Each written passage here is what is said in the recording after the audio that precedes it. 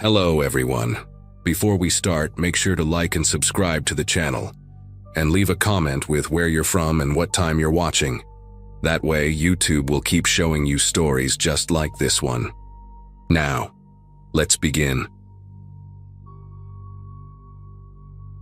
Everyone in our small Nebraska town knew me as the guy who inherited the family cattle farm after Dad passed in 2018.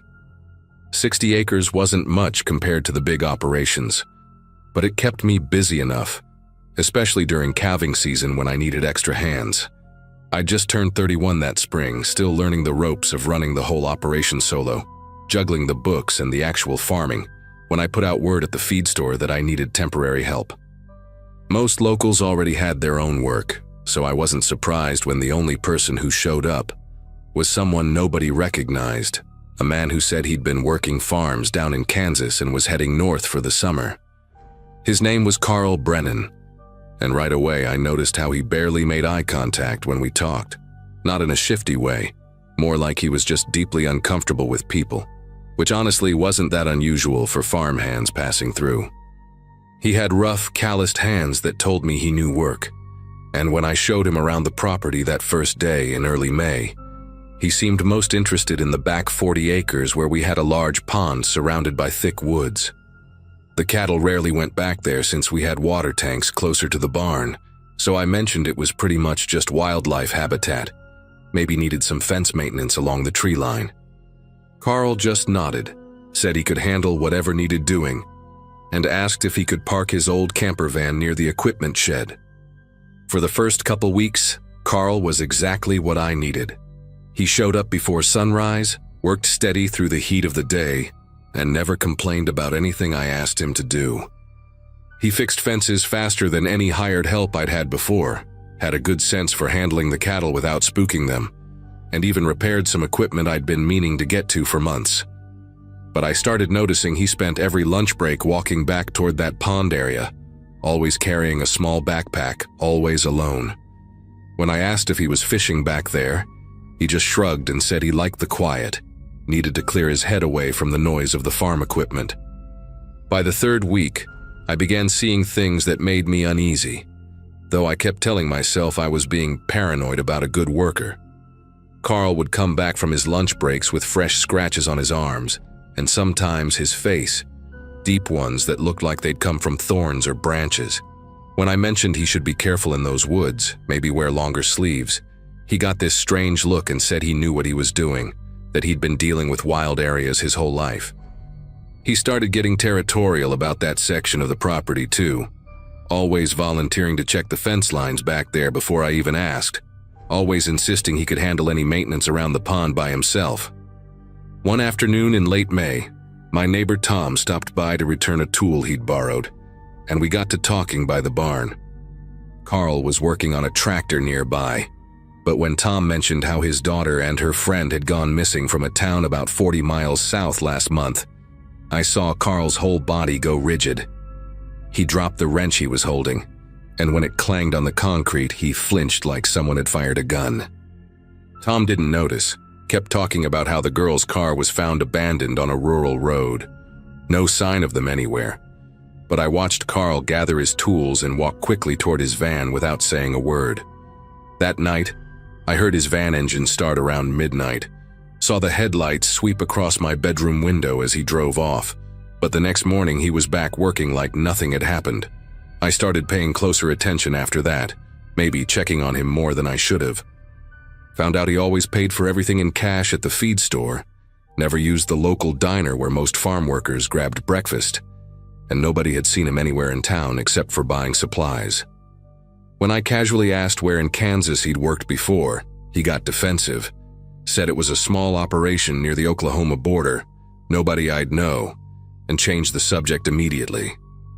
He'd been with me about a month when I decided to walk back to the pond myself one evening after he'd left, just to see what he was doing back there during all those lunch breaks. The path through the woods was more worn than I remembered, like someone had been walking it daily for weeks, which made sense given Carl's routine. But when I got closer to the pond, I noticed other things that didn't make sense at all. There were areas where the underbrush had been cleared away, not in a random pattern, but in specific spots around the water's edge. Fresh tool marks on some trees, like someone had been digging and needed to lean a shovel against them. The ground in 3 or 4 places looked different, recently disturbed but already starting to grow back with spring grass. I told myself he'd probably been burying trash or maybe dealing with some dead animals he'd found. But something about the size and shape of those patches made my chest tighten. The next morning, Carl could tell something was different. He kept watching me while he worked, and when lunchtime came, he didn't head back to the pond like usual. Instead, he sat in his van, windows down, just staring toward the woods like he was guarding them. I tried to act normal, talked about the weather and upcoming cattle auction, but there was this tension between us now, thick as the humid air before a storm. That Friday, he told me his mother was sick down in Arkansas, said he needed to leave for the weekend but would be back Monday morning. He seemed nervous when he said it, kept rubbing his hands on his jeans, and I noticed dirt under his fingernails, the kind that gets deep under there when you've been digging without gloves. Saturday morning his van was gone like he'd said it would be, but something kept gnawing at me about those disturbed patches by the pond. I tried to focus on my usual weekend work, but by noon I couldn't stand it anymore. I grabbed a spade from the tool shed and walked back there, my heart hammering harder with each step through those woods. The first patch I tried was near a big oak tree, and about 2 feet down, my spade hit something that wasn't root or rock. I cleared more dirt away with my hands, and that's when I saw it. A piece of fabric looked like part of a jacket, pink or maybe coral-colored. My mouth went completely dry and I stood there for maybe 5 minutes just staring at that scrap of material before I walked back to the house and called the sheriff. They brought in a whole team that afternoon, deputies and state police and people with equipment I'd never seen before. By Sunday evening, they'd found 2 bodies, both young women, both in shallow graves near the pond's edge. One had been there maybe 6 weeks, the other probably 3, according to what I overheard the investigators saying. The pink fabric I'd found belonged to a University of Iowa student who disappeared from a rest stop 50 miles away. The other woman was a waitress from a truck stop near the Missouri border, last seen walking to her car after a night shift. Both of them had been reported missing. Their pictures in newspapers I'd never thought to connect to my quiet farmhand who kept to himself and worked hard. Carl never came back Monday morning, never came back at all. They found his van abandoned at a rest area in South Dakota 3 days later, wiped clean of prints but with blood evidence in the back that matched both victims. Turns out Carl Brennan wasn't even his real name. He was actually Robert Hutchinson, wanted for questioning in similar disappearances across 4 states over the past 2 years. The FBI agent who interviewed me said he'd probably been using farms like mine all along, places with woods and water, isolated enough that nobody would notice fresh digging, owners too busy with daily work to pay attention to remote corners of their property. They figured he kept moving whenever he sensed someone getting suspicious, just drifting from one farm job to another, state to state, leaving bodies buried in places that might never be found if not for dumb luck or an observant owner. They never caught him, far as I know. Sometimes I check online, looking for news about Robert Hutchinson or similar cases, but there's nothing. The FBI said he probably changed his appearance, got new fake documents, might even be working another farm somewhere right now. I had to drain that pond later that year, couldn't stand looking at it, and I sold the back 40 acres to my neighbor Tom, who turned it into pasture. But even now, 5 years later, whenever someone comes looking for farm work, especially if they're traveling through and seem eager to work alone, I tell them I'm fully staffed. I learned the hard way that sometimes the real monsters are just quiet men with dirt under their fingernails, and the most dangerous predators are the ones who know exactly where to hide their kills.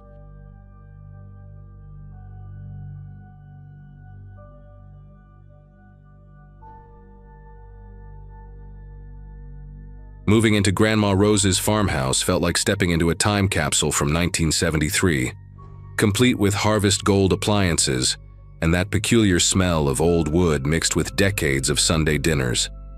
I'd just turned 31 that March, and after the reading of her will, I suddenly owned 40 acres of Indiana farmland with a 2-story house that hadn't seen a proper update since disco was king. My sister wanted nothing to do with it, said the isolation would drive her crazy, but after years of cramped city apartments and neighbors who practiced drums at midnight, the solitude seemed like exactly what I needed. The nearest neighbor lived about 3 miles down the gravel road, and honestly, that suited me just fine. I spent the first 2 weeks hauling donation boxes, scrubbing floors, and discovering all the quirks of a house that had settled into its bones over 50 years. Everything changed on my 3rd Thursday there, when I heard the first knock while washing dishes after dinner. Just a soft tap tap tap on the back porch door, barely audible over the running water. I dried my hands and went to check, but the motion sensor light showed nothing except the empty wooden deck and the field stretching out toward the old barn about 200 feet away.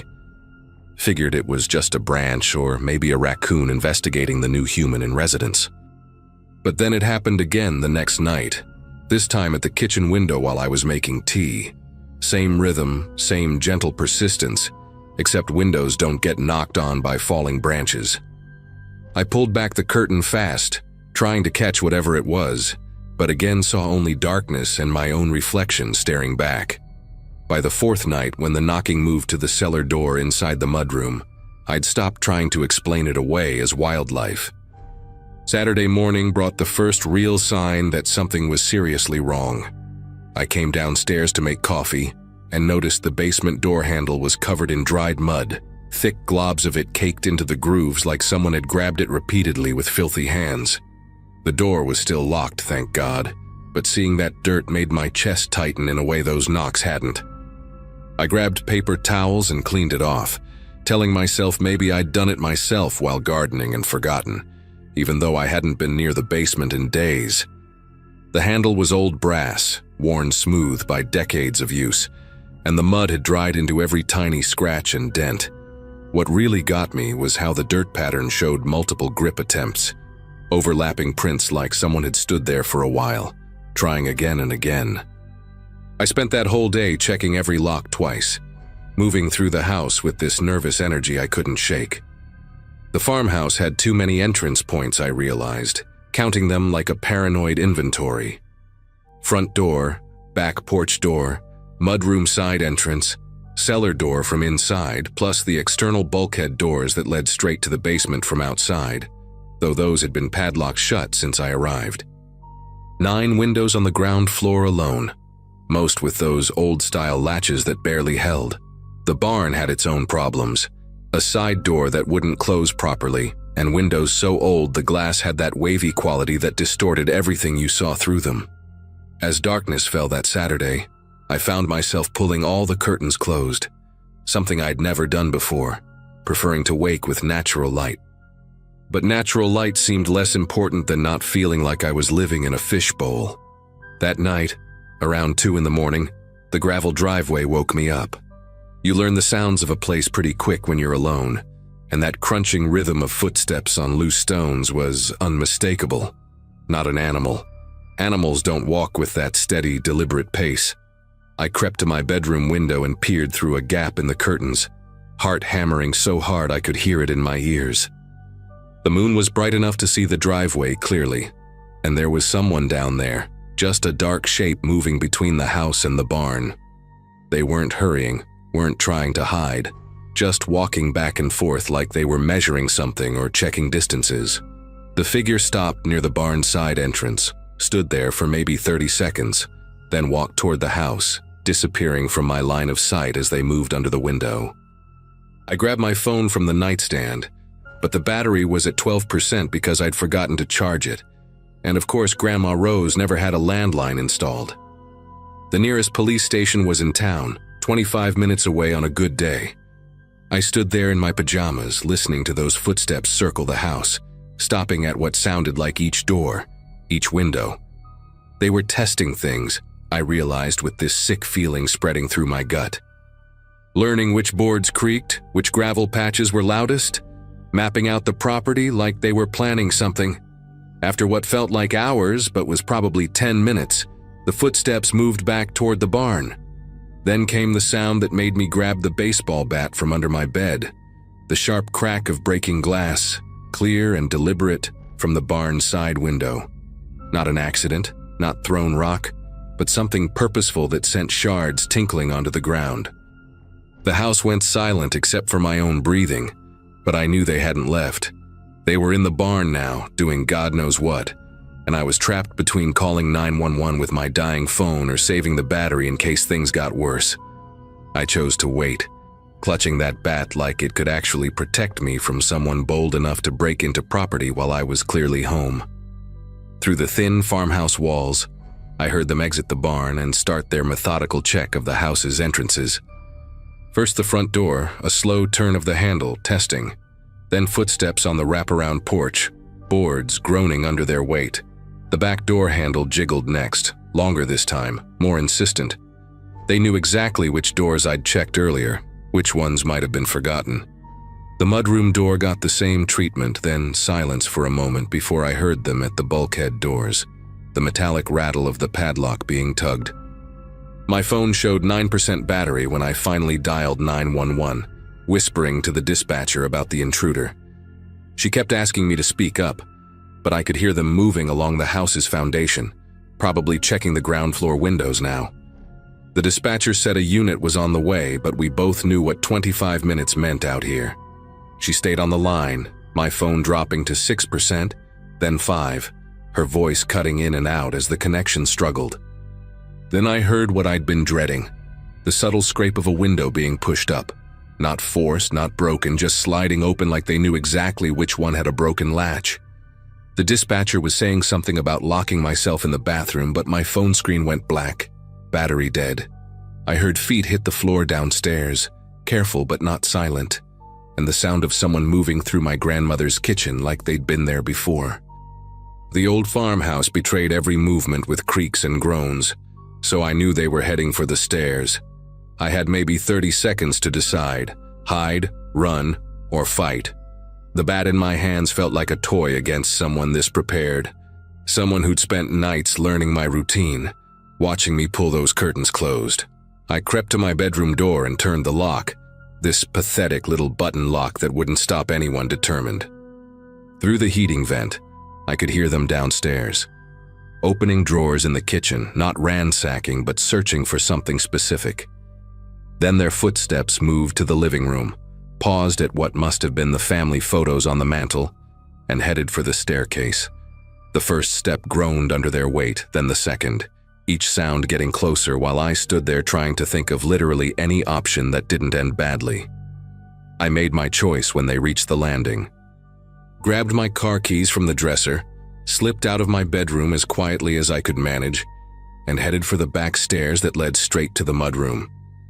These stairs were narrower, servant stairs from when the house was built, and I knew them better than the intruder could. My bare feet made almost no sound on the old wood, though my breathing seemed impossibly loud in the darkness. I reached the mudroom just as I heard them trying my bedroom door upstairs, the handle turning once, twice, then a sharp shoulder slam against the wood. The mudroom door was locked from earlier, but I had the key on my ring. My fingers fumbled with it while crashes came from upstairs, the sound of my bedroom door finally giving way. Got the door open and ran for my car, gravel cutting into my feet, not caring about the pain, just needing to reach the driver's door before they realized I'd escaped. The engine turned over on the first try, thank God, and I reversed hard down the driveway, not bothering with headlights until I hit the main road. In the rearview mirror, I saw a flashlight beam sweep across the mudroom door, then disappear. I drove straight to the police station in town, walked in barefoot and probably looking insane, and told them everything. 2 officers followed me back, but by then the house was empty, just my broken bedroom door and muddy footprints through the kitchen as proof I wasn't imagining things. They found where someone had been camping in the barn's loft, maybe for weeks, with a sleeping bag, empty food cans, and a notebook filled with observations about the house, my routine, which lights I turned on at what times.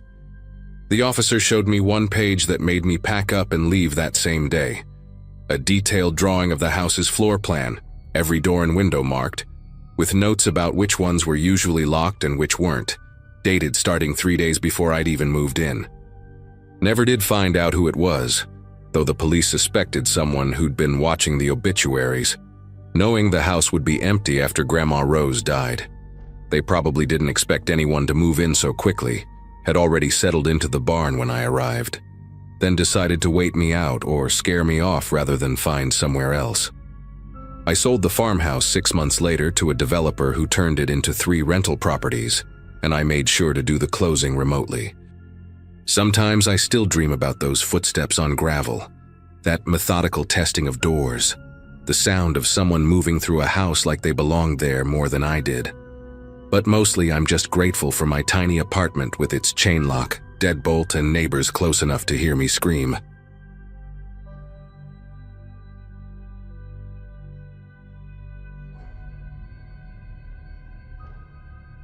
Sometimes life throws you into situations that change everything you thought you knew about reading people.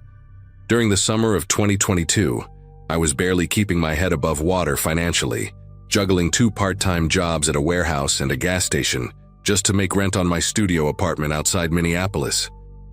My cousin Kevin mentioned his neighbor needed someone to watch over a farm while recovering from hip surgery, and the pay was decent enough that I could quit both jobs and still come out ahead. Meeting Harold Garrison that first time, he struck me as your typical Minnesota farmer. Weathered hands, soft-spoken, the kind of guy who probably had coffee with the same group of buddies every morning for the past 40 years. His property stretched about 60 acres of corn and soybeans, with a modest farmhouse, 2 barns, and a chicken coop that had seen better days. The arrangement seemed perfect for someone like me who needed steady work and didn't mind the isolation. Harold walked me through everything despite moving slowly with his walker, pointing out where he kept the feed for the chickens and goats, showing me the irrigation controls, explaining which gates needed checking every evening. He had this gentle way of talking, never raising his voice even when the rooster tried attacking my legs during the tour. The daily routine he laid out was straightforward: morning feeding, checking water lines, making sure equipment stayed locked in the main barn, and doing a perimeter check before dark. He handed me a flip phone for emergencies and told me to call if anything seemed unusual, though he assured me nothing ever happened out there except the occasional deer getting into the corn. I moved into the small guest room above the garage that same week, grateful for the chance to save money and work somewhere peaceful for once. For 3 months, everything ran like clockwork. Harold had his surgery in early September and went to stay with his daughter in Wisconsin for recovery, leaving me to handle the farm solo. The work became meditative in a way I hadn't expected, waking up at sunrise to feed the animals, walking the irrigation lines while morning mist hung over the fields, spending evenings repairing fence posts or organizing tools in the barn.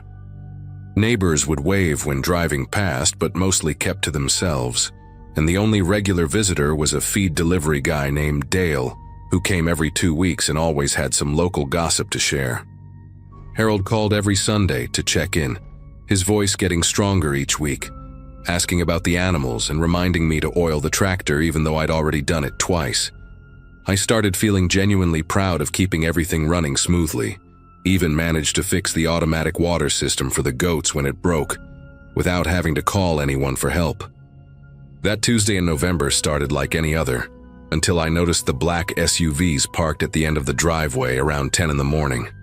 4 vehicles total, all with tinted windows, and I could see people in dark clothing standing near them talking into radios. My first thought was maybe Harold had passed away, and his family sent lawyers or something, but when they started walking up the driveway in formation, I knew this was something else entirely.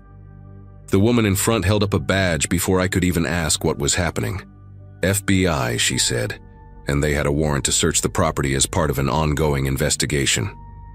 My mouth went completely dry as she handed me the paperwork, which had Harold's name and address but was filled with legal language I couldn't process in the moment.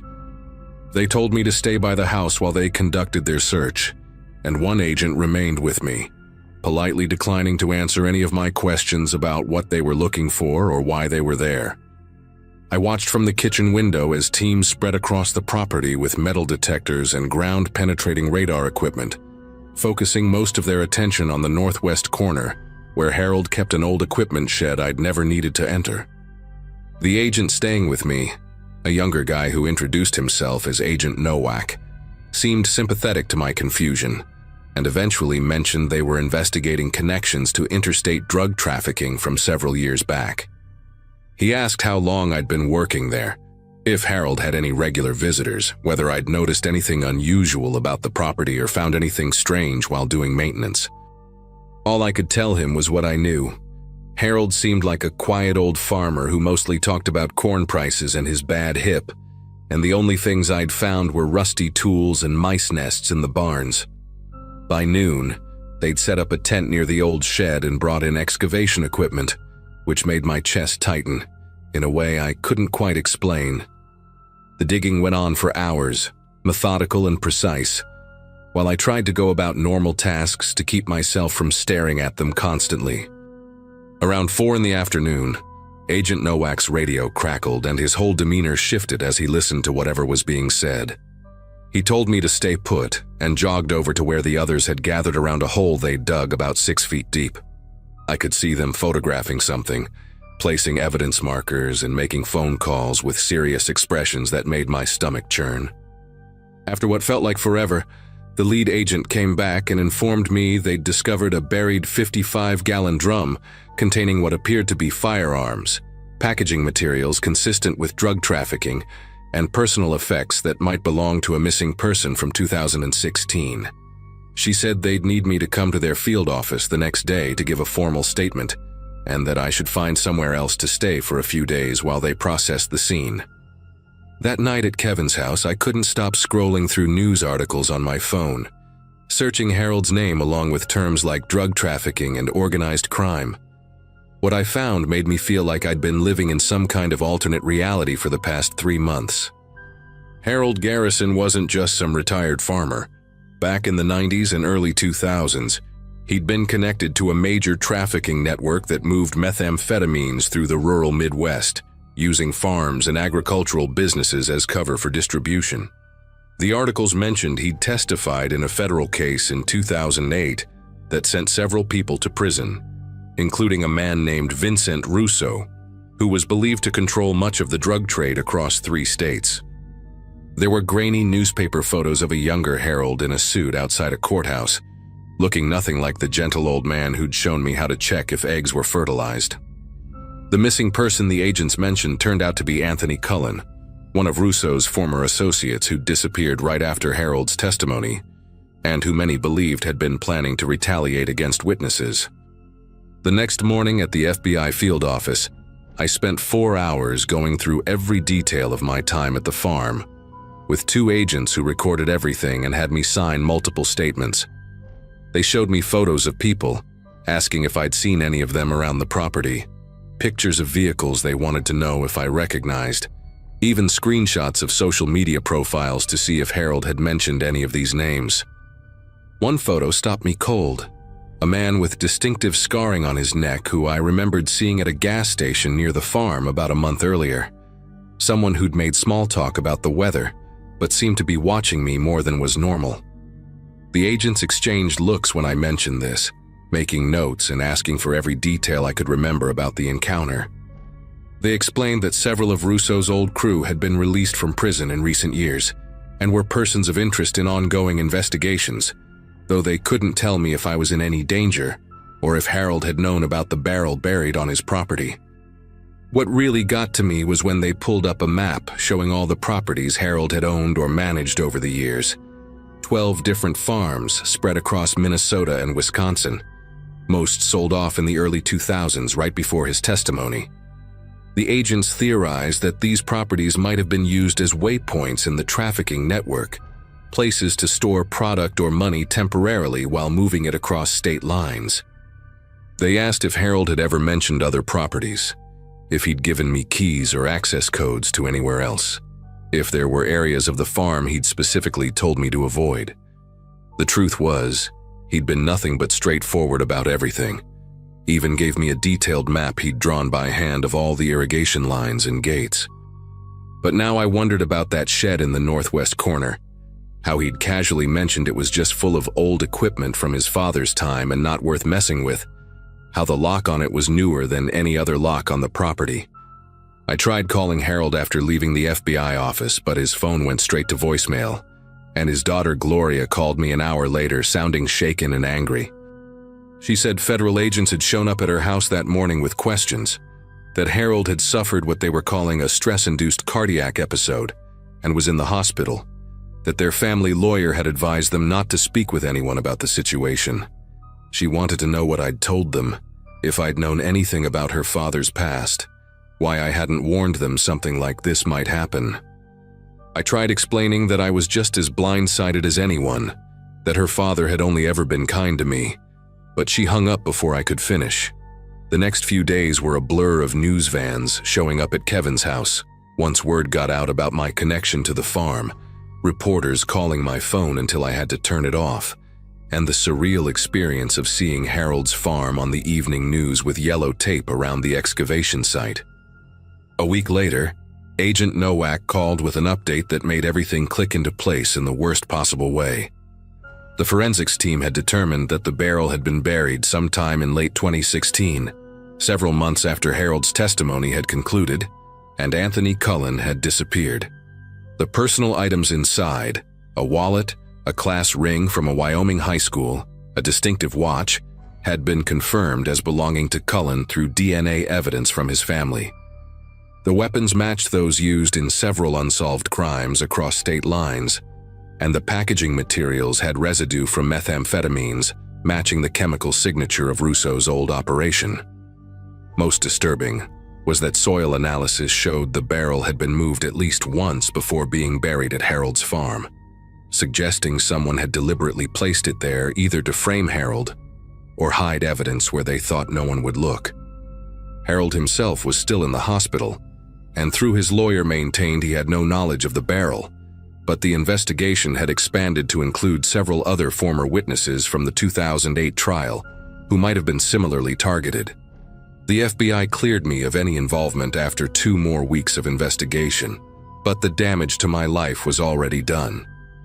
Every job application I submitted seemed to dead end once employers Googled my name and found articles about the farmhand who uncovered mob burial site or caretaker's shocking discovery on Minnesota farm.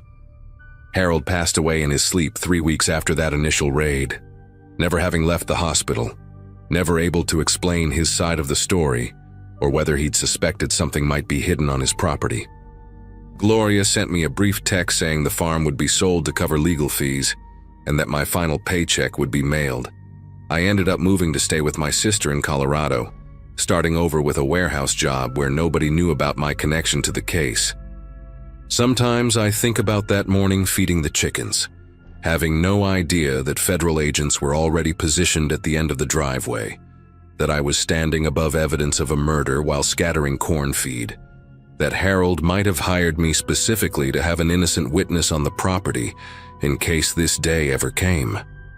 The not knowing is what keeps me up at night, whether I was just incredibly unlucky or whether Harold chose me precisely because I was naive enough to never question the gentle old farmer with the bad hip who just needed someone to tend his animals.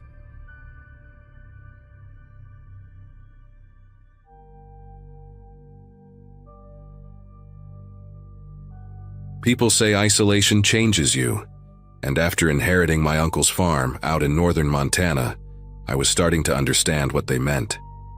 It was early October when I first noticed something wasn't right, about 6 months after I'd moved out there to escape the mess of my life in Phoenix. The property stretched for nearly 200 acres, mostly wheat fields and pasture land, with the nearest neighbor being old Frank Gibbs, who lived 8 miles down the gravel road. I'd been fixing up the place slowly, learning to work the land, finding peace in the endless quiet that wrapped around the farmhouse like a heavy blanket. My German shepherd Duke had taken to the country life better than I had, spending his days chasing rabbits and barking at the occasional deer that wandered too close to the vegetable garden I was trying to keep alive. That particular Monday started like any other, with me heading out to the barn around dawn to check on the equipment I'd been restoring. Duke was already outside, sniffing around the chicken coop, when I noticed his hackles rise, his nose pressed against the dirt near the barn's side entrance. Fresh boot prints marked the damp ground, definitely not mine since I always wore the same worn work boots, and these had a different tread pattern, deeper and wider. Someone had been here during the night, walking along the barn's perimeter, stopping at each window to peer inside based on how the prints clustered. My first thought was maybe Frank had come by looking for me, but he always honked his horn at the gate, never just showed up unannounced, especially not in the middle of the night. Over the next few days, more signs appeared that made my gut tighten with unease. The grain shed's padlock, which I always clicked shut out of habit from my uncle's warnings about raccoons, hung open on Wednesday morning. The hasp twisted slightly like someone had used a crowbar on it. My toolbox in the barn had been rifled through, wrenches and screwdrivers arranged differently than how I'd left them, with my good hammer missing entirely. Duke started acting strange too, growling at empty air in the middle of the night, pacing the porch with his ears pinned back, refusing to venture past the yard's edge after sunset. I'd convinced myself it was probably just some drifter passing through, maybe looking for easy pickings or a place to sleep. Nothing more sinister than that. Friday brought the storm, one of those sudden October monsters that rolls down from Canada without warning, turning the sky black by 4 in the afternoon. Rain hammered the metal roof so hard it sounded like gunfire, and the wind bent the old cottonwoods nearly horizontal, their branches scraping against the house like fingernails on wood. I was in the kitchen making dinner, just beans and cornbread since I hadn't made it to town for groceries that week, when Duke started that low, threatening growl he reserved for real danger. He stood facing the living room window, every muscle in his body coiled tight, lips pulled back to show his teeth. Through the rain-blurred glass I could barely make out the yard, but then I heard it clearly, the unmistakable sound of someone testing the front door handle, a slow, careful turn followed by pressure against the frame. The handle jiggled again, harder this time, and then stopped.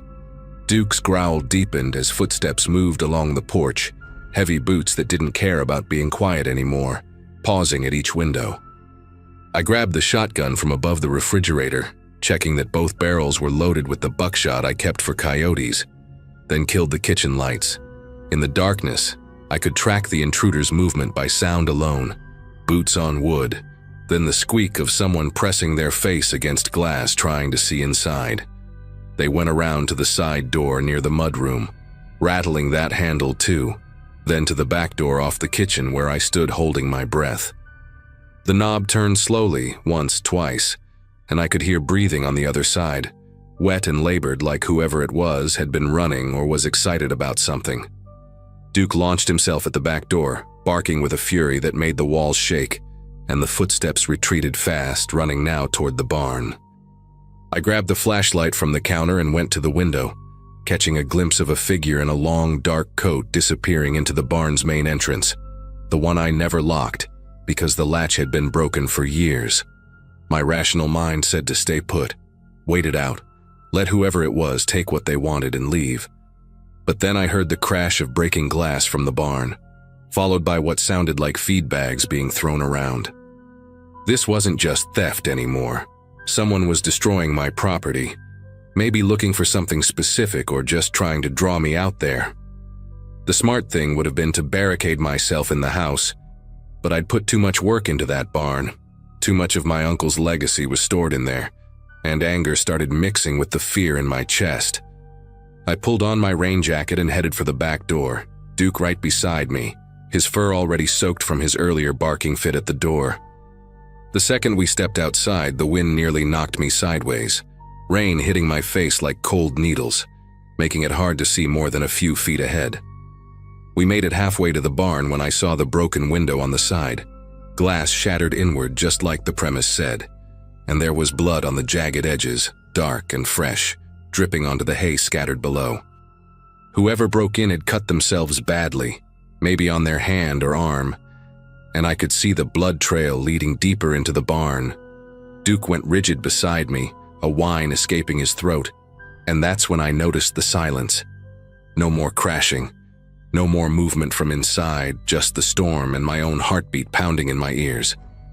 I pushed through the barn door, shotgun raised, flashlight beam cutting through the darkness to reveal absolute chaos. Feed sacks were slashed open, grain spilling across the floor in golden puddles, tools pulled from their hooks and scattered like someone had been searching frantically for something. The blood trail led toward the back where I kept the old farming equipment, and as I followed it I could hear something else now, a rhythmic thumping coming from outside, from the direction of the storm cellar. The cellar door was around the back of the barn, one of those angled metal doors that led down to the old root storage my uncle had built decades ago, and the sound was definitely someone working on it, trying to pry it open with something heavy. I'd welded that door shut myself just last month after finding a family of possums living down there, so whoever was out there was wasting their time. But the determination in those steady blows made my skin prickle with a different kind of fear. Duke suddenly bolted toward the barn's rear exit, and I followed, rounding the corner to see a man in that long, dark coat hunched over the cellar door, using my missing hammer to beat on the welded locks. His left hand was wrapped in a torn piece of cloth, blood seeping through, and when my flashlight hit him, he spun around fast, revealing a face I recognized but couldn't quite place. Gaunt features, wild gray hair plastered to his skull by the rain, eyes that had that hollow look of someone who'd been living rough for too long.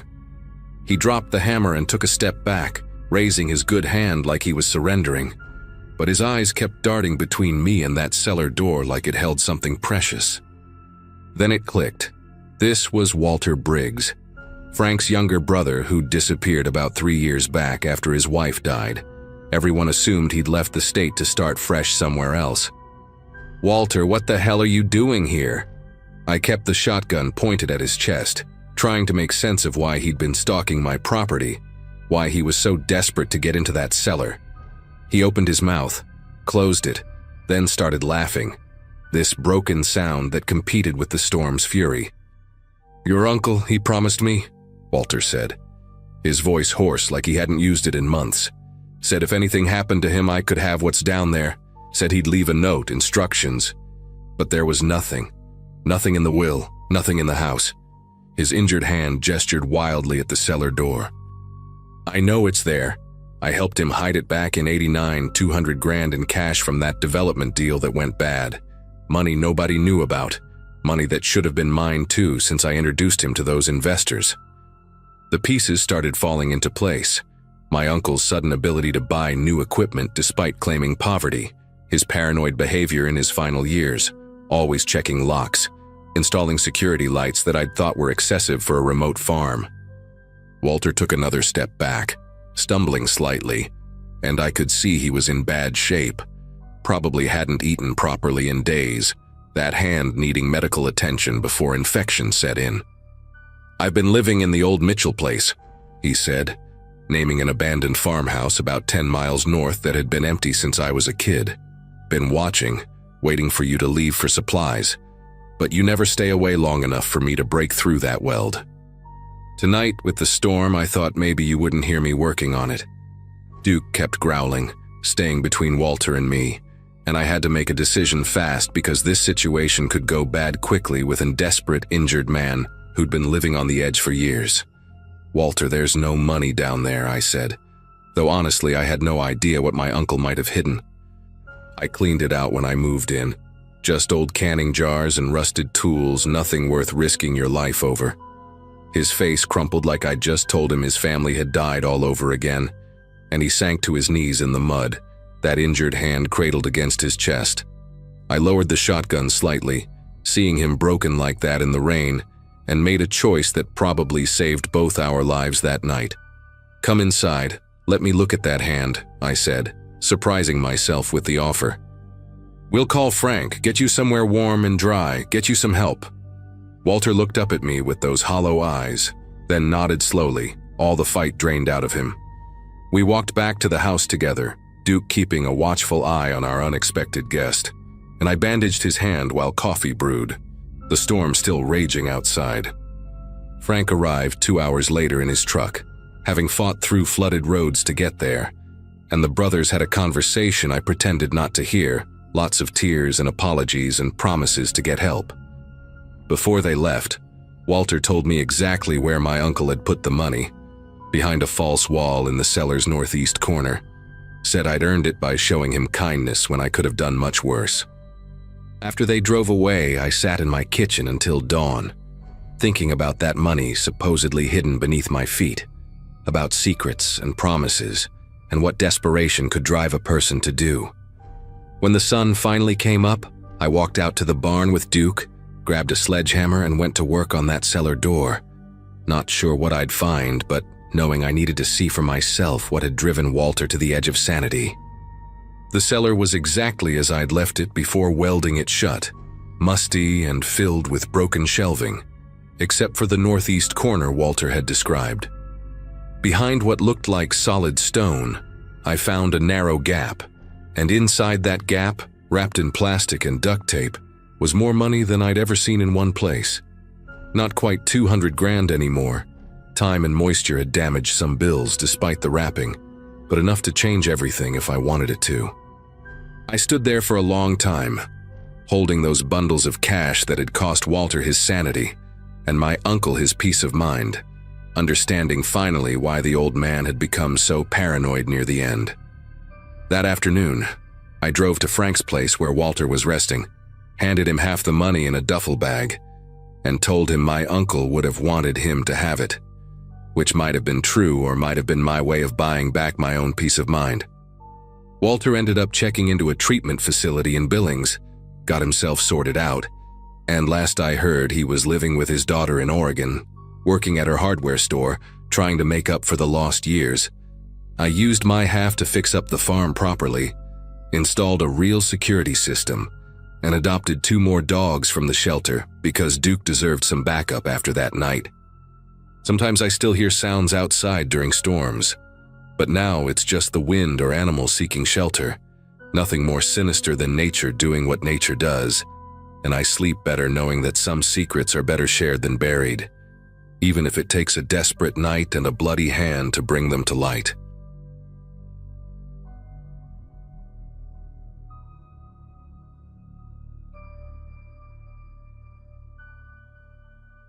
When I bought the Hutchins property in February 2023, everyone in town told me I got a steal. The old man had died alone in January, no kids, distant relatives who just wanted it gone.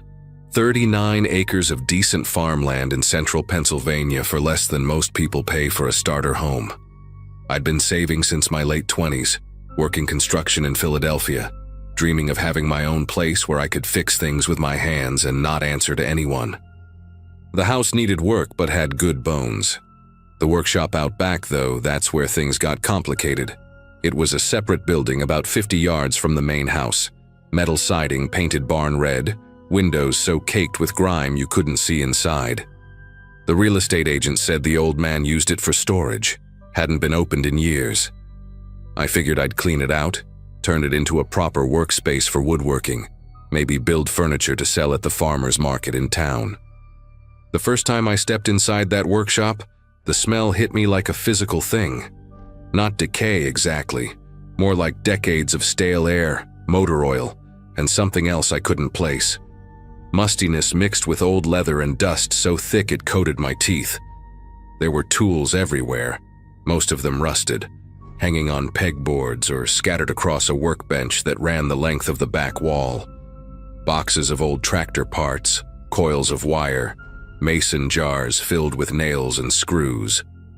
Pretty standard stuff for a farm workshop. The concrete floor was cracked in places, stained dark with what I assumed was oil or transmission fluid. I spent the first few days just hauling junk out, filling the bed of my truck over and over, making runs to the county dump. My nearest neighbor, an older guy named Eugene who ran cattle on the property next door, would wave from his tractor when he saw me working. He'd known the previous owner, said he'd been a quiet man, kept to himself, didn't cause trouble. That's how people described everyone out here, it seemed. Quiet, kept to themselves. It was on a Wednesday afternoon, maybe 2 weeks into clearing out the workshop, when I noticed the floor wasn't level. not in an old building settling kind of way, but deliberately uneven. There was a section near the back corner, maybe 4 feet by 6 feet, where the concrete sat slightly higher than the rest, like someone had poured a patch job years ago and hadn't bothered to smooth it out properly. When I swept the area clean, I could see the seam where new concrete met old. The color was different too, lighter gray, not as weathered. I grabbed a pry bar from my truck and started chipping at the edge, curious more than anything. The concrete was only a couple inches thick, not the proper 4 or 5 you'd expect. Underneath wasn't gravel or dirt. It was wood. Plywood, specifically, cut to fit the space and laid flat. My brain started working through possibilities. Maybe an old root cellar, or a spot where the original floor had rotted through. But why cover it with such a thin layer of concrete? Why not fix it properly?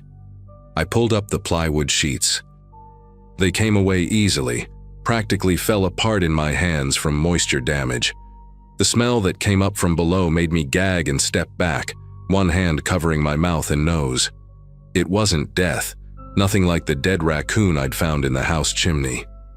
This was earthier, damper, like opening a grave that had been sealed for decades. The hole below was maybe 4 feet deep, barely enough to qualify as a crawl space. The walls raw dirt held back by old 2x4s. It was dark down there, even with the afternoon sun coming through the workshop windows. I grabbed my phone and turned on the flashlight, leaned over the edge to look down. At first, I just saw dirt and more wood, some kind of shelf or platform built into the space. Then I saw the box. It was plastic, one of those weatherproof storage containers you'd buy at a hardware store, gray with yellow latches. It sat on the wooden platform like someone had placed it there carefully, deliberately. No dust on the lid. Someone had been down there recently, or at least more recently than the concrete patch suggested. I should have called someone right then. Looking back, that would have been the smart move. But curiosity is a powerful thing, and I was alone out there on 39 acres with no one around to tell me not to climb down into that hole. I lowered myself in, feet first, my boots landing on the wooden platform with a soft thud that sent vibrations through the dirt walls. The space was cramped, ceiling so low I had to crouch. The air was thick and hard to breathe, like being buried alive. I reached for the box, popped the yellow latches, lifted the lid. The smell hit me first, not rot but something chemical, like old perfume mixed with must and plastic. Inside were Ziploc bags, the gallon-size kind, each one labeled with black marker. Names and dates. Melissa, July 1994. Amber, November 1996. Christine, May 1998. There were 7 bags total, each one containing items that made my chest tighten. A driver's license, a necklace with a small silver cross, a hair tie, a pack of cigarettes, disposable cameras, the kind you'd buy at a gas station and drop off at a drugstore to get developed. One bag had a hospital wristband, the paper kind that disintegrates if you wear it too long, but this one was preserved, sealed away from air and time. I lifted one of the cameras, turned it over in my hands. It was light, probably no film left inside or maybe never used at all. The bag labeled Christine had a Pennsylvania driver's license, the old style from the 90s with the Keystone logo in the corner. Her photo showed a girl with blonde hair and a shy smile, 21 years old when the picture was taken. The license had expired in 2001. Inside the same bag was a thin silver bracelet with a charm shaped like a sunflower, and a paper napkin from a place called Bernie's Roadhouse with a phone number written in blue ink. My hands were steady, but my mind was racing, trying to make sense of what I was holding. These weren't things someone throws away. These were kept, treasured even, in the most horrifying way possible. I pulled out my phone, hands shaking now despite myself, and started taking pictures of everything. Each bag, each item, the labels with those names and dates. The crawl space suddenly seemed smaller, the air thinner, and I realized I needed to get out of there before I passed out or worse. I climbed out of that hole faster than I went in. The box clutched against my chest and walked straight to my truck without looking back at the workshop. My fingers were trembling so badly it took 3 tries to unlock my phone and dial 911. The dispatcher asked if there was an emergency, if anyone was hurt, and I didn't know how to answer that. Were these women hurt? They had to be. People don't lose their driver's licenses and precious jewelry and end up fine. I told her I'd found something on my property, something the police needed to see immediately. And she must have heard the panic in my voice because she didn't ask more questions, just said units were on the way. I sat in my truck with the doors locked, the box on the passenger seat, staring at the workshop like it might come alive and swallow me whole. 20 minutes felt like hours. When the county sheriff finally pulled up the gravel driveway, lights flashing but no siren, I practically ran to meet him. The sheriff's name was Daniels, a broad-shouldered man probably in his mid-50s with gray stubble and tired eyes that had seen too much. He listened to my explanation, looked at the box, then called for backup before we even went back to the workshop. Within an hour, my property was swarming with deputies, state police, people in plain clothes who I assumed were detectives. They taped off the entire workshop, brought in portable lights, and started photographing everything. A detective named Warren pulled me aside, asked me to walk him through exactly what happened, step by step. I told him about the uneven floor, the concrete patch, the plywood, climbing down into the crawl space. He wrote everything down in a small notebook, his pen moving quickly across the page. When I mentioned the names and dates on the bags, his expression shifted. Not surprise exactly, more like recognition, like he'd been waiting for this call for a very long time. Warren told me they'd run the names through their database, see if anything came up. He asked me not to leave town, standard procedure, he said, though I could tell he didn't consider me a suspect. I was just the unlucky bastard who bought the wrong piece of land. They kept me there for hours, asking the same questions different ways, making sure my story stayed consistent. By the time they let me go back to the house, the sun was setting and more vehicles had arrived, including a white van with forensic unit printed on the side. I didn't sleep that night. Just sat at my kitchen table drinking coffee, watching the lights from the workshop area sweep back and forth across my yard like searchlights. The next morning, Warren came to the house and asked if we could talk. He had a folder with him, thick with papers and photographs. He sat across from me at that same kitchen table and opened it carefully, like he was handling something fragile. The first photo he showed me was a missing person flyer from 1994. Melissa Hartley, 23 years old, last seen hitchhiking along Route 15 near Lewisburg. Blonde hair, green eyes, wearing a denim jacket and carrying a backpack. She'd been traveling from State College to visit her sister in Harrisburg and never arrived. Warren laid out more photos, more flyers. Amber Sutton disappeared in 1996 while walking home from her shift at a truck stop diner outside Sunbury. Christine Porter, the one whose license I'd held in my hands, vanished in 1998 after her car broke down on a rural road near Selinsgrove. 4 more women, all between 1994 and 2001, all from small towns within a 50-mile radius of where I was sitting. All cases that had gone cold decades ago, filed away in boxes in some basement evidence room, families still wondering, still hoping. Warren explained that they'd suspected a serial predator back then, someone who knew the area, knew the back roads, knew how to move without being noticed. But they never had physical evidence, never had a suspect, never had anything except missing women and grieving families. Until now. The items in that box matched personal effects reported missing with each woman. The disposable cameras were being sent to a lab to see if any images could be recovered. They'd already started excavating the property, bringing in ground-penetrating radar and cadaver dogs. Warren's voice was steady when he told me this, professional, but I could see the weight of it in his eyes. They found the first remains 3 days later, buried in a shallow grave near the tree line at the edge of the property, maybe 200 yards from the workshop. Then another. Then 2 more in a section of woods I'd never even walked through yet. The forensic teams worked for weeks, grid by grid, marking spots with little flags whenever the dogs alerted or the radar showed anomalies. I stayed in a motel in town during most of it. Couldn't stomach being in that house knowing what was underneath my land. The media picked up the story fast. News vans lined the road outside the property. Reporters doing stand-ups with my barn in the background. Helicopters circling overhead. I stopped reading the articles, stopped watching the coverage. They were calling him the Route 15 killer, even though Warren told me they'd probably never know his real hunting grounds, how far his territory actually stretched. The old man who owned the place, Howard Brennan, had died of a heart attack in his living room with no one around. Convenient, Warren said bitterly. No trial, no confession, no answers for the families about what happened to their daughters and sisters. By the time the investigation officially concluded in early June, they'd recovered the remains of 6 women from my property. One was still missing, and Warren believed she might be buried somewhere else, maybe on land that had since been developed or sold off. The families were notified, given what closure could be offered after so many years of not knowing.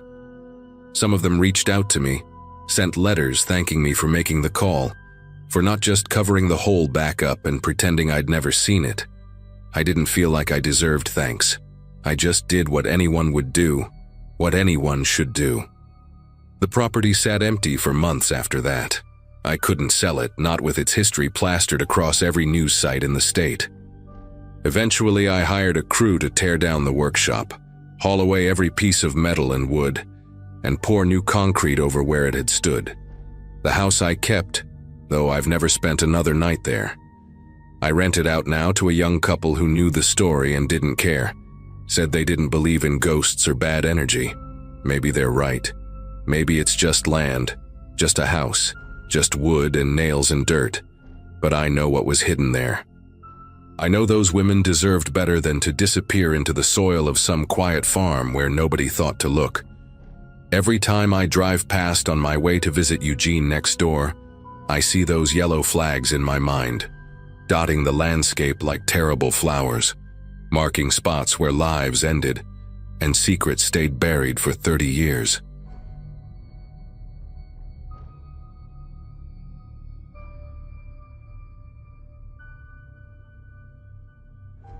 Running a small farm alone wasn't something I planned, but after my divorce went through in 2015, keeping the property felt like the only stable thing left in my life. 40 acres of corn and soybeans in rural Alabama, a white farmhouse that creaked in the wind, and a barn that desperately needed new doors. Most of the year I could manage everything myself, but harvest season always demanded extra hands. That's why I posted the job listing at the feed store in July 2023, looking for 2 temporary workers to help bring in the crops before the weather turned. I got a handful of responses, and after a few phone calls, I settled on hiring 2 guys who seemed capable enough. One was a college kid named Austin, who needed summer money before heading back to school.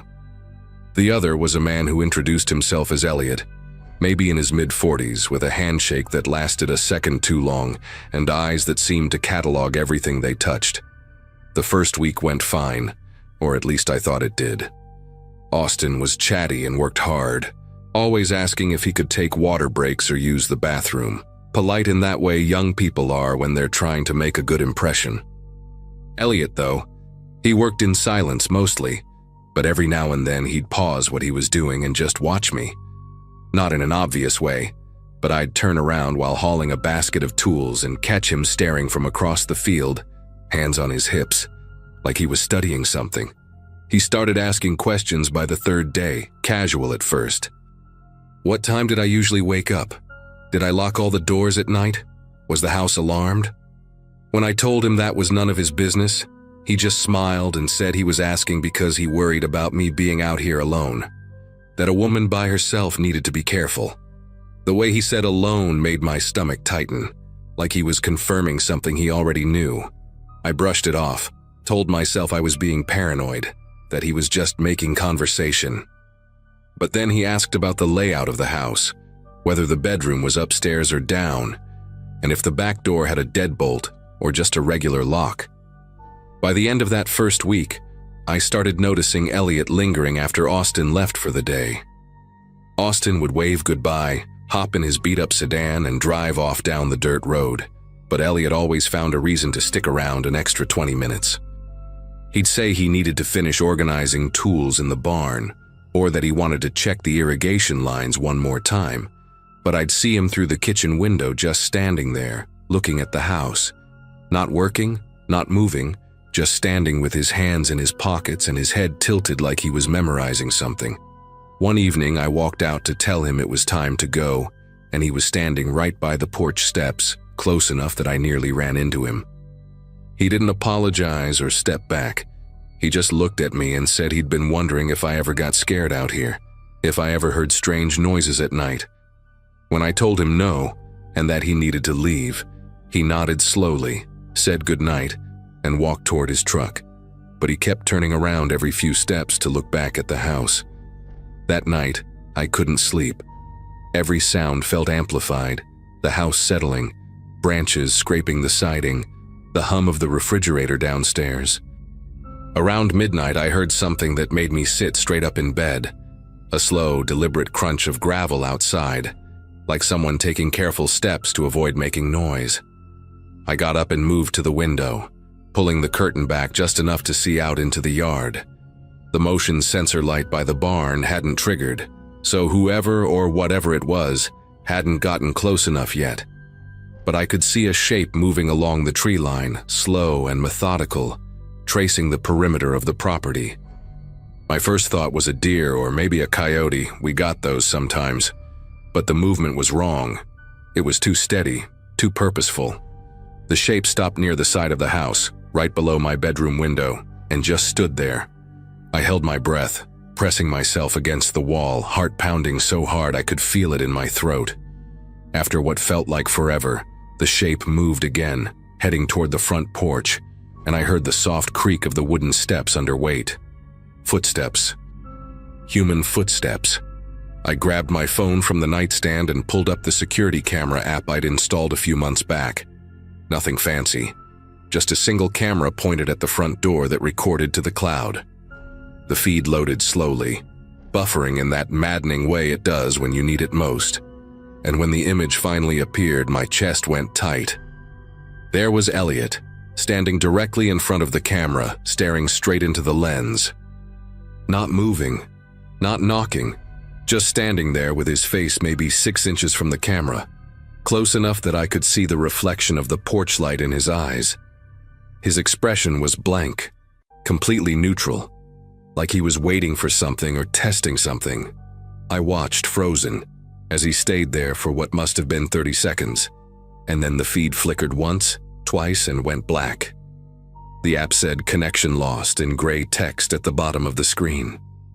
I tried refreshing it, closing and reopening the app, even restarting my phone, but the camera wouldn't come back online.